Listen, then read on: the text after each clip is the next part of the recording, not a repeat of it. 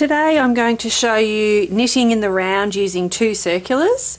You'll see here that I have two circulars and they're different lengths, and in actual fact I've got different tips on them as well. One set I've got metal and one set I've got wood. This is more just for instruction purposes. I probably would knit using the same type, but it's very easy when you're starting out, if you do use different ones, to identify which tips belong to which circular. So I've cast on all my stitches just onto one circular, and now I need to transfer half of them over to the other one. Now I've done the long tail cast on, so my first cast on stitch is actually this one. So you start with the first cast on stitch, slide those all up to the tip there.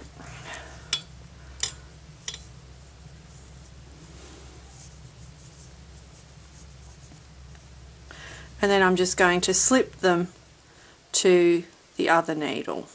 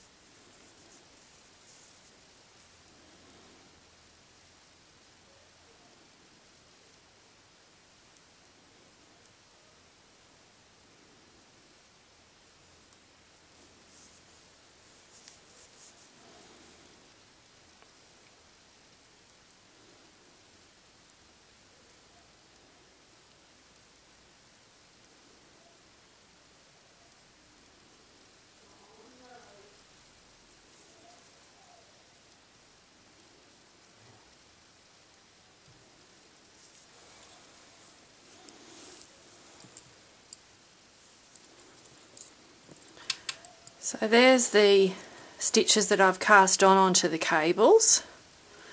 Now we're going to need them both up the other end here, because that will be where we're going to knit them. Now I'm going to join in the round using a particular method. You don't always have to use this method. There are other things that you can do to join your work into a round before you actually start knitting. Some people don't bother doing anything, they just start knitting the next stitch in the round, but I'm just going to show you one method today, and what we've actually done is to cast on one extra stitch. So the amount of stitches that I wanted, I halved that and put half onto the other tip just then. So remaining on this tip I've got the other half plus one extra, and what I'm going to do before I start knitting is to transfer this stitch onto the new tip. So that can be a little bit difficult. What I'm going to do is just use that tip to get the stitch and then slide it back down onto the cable with the other ones.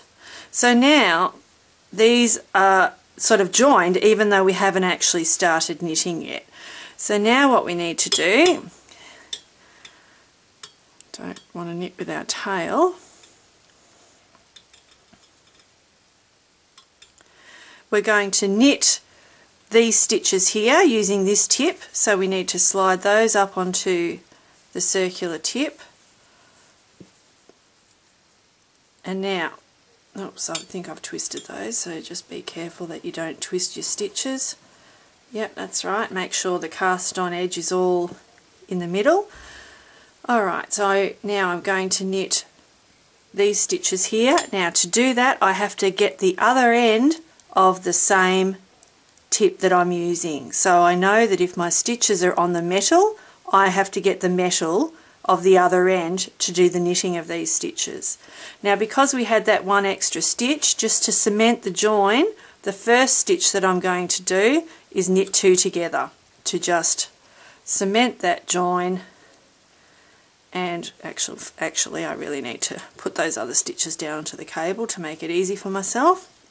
So there we are joined now. I've done a knit two together, and that'll create a nice tight join when we get back to that.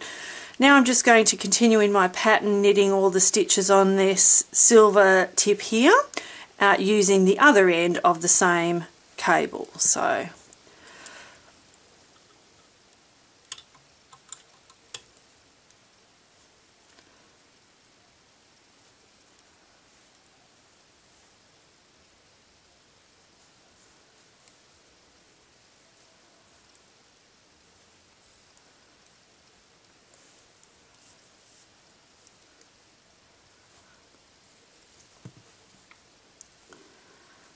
it looks a little bit of a mess with all the cables and the tips hanging everywhere, but if you just focus on the stitches that you're knitting, it's fairly obvious which stitches have to be knit next, and then it's just a matter of remembering to use the same tip that's connected to the other end of the one that you're knitting.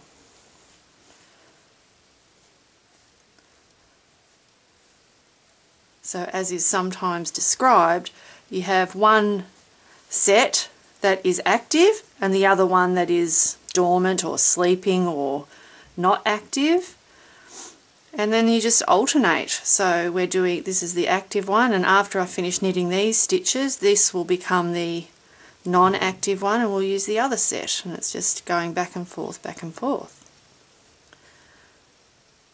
I'm just doing knit 2, purl 2, rib obviously.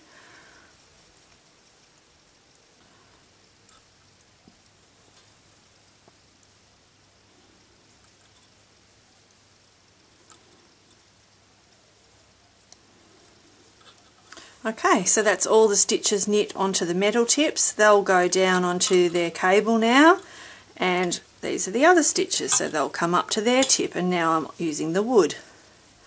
So I put those stitches up there, I get the other wooden tip, and you can probably see now the benefit of having two different sets, so it becomes very obvious. And then I'm just going to knit these as per normal. Now, like any circular method where you're using more than just one needle, you can sometimes get ladders where the needles join. One way to avoid that, I find, is that when I'm knitting the second stitch, or purling in this case, I put my needle in, but before I finish the stitch I just give a nice tug on the yarn, then I complete the stitch. And for me that works. It just seems to tighten up not only that stitch but the first stitch on the new needle as well, and eliminates ladders. So you might find that you don't have any problem. Some people have problems with, for example, double point needles and not magic loop. Some people have problems with magic loop and not double point. So it's just a personal thing. Most ladders do disappear with experience, so as you use that method more and more frequently, your tension becomes more even, and therefore laddering tends to go away. So just persevere, and if you are finding that you're getting laddering, just do that little trick of tightening up that second stitch. Alright, so I'm just going to obviously finish knitting the needles on this wood tip, and then I'll be going back onto the metal set.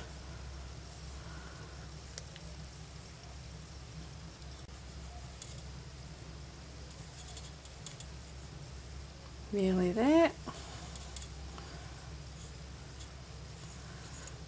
One. Okay, back to the start. So they go onto the cable. The other stitches come up to the tip, and I'm on the metal set now. Now a little bit more organisation with this one because I've got the tail in there, so I want to make sure that I don't accidentally get that involved. The other end of the metal, and I just start knitting with this.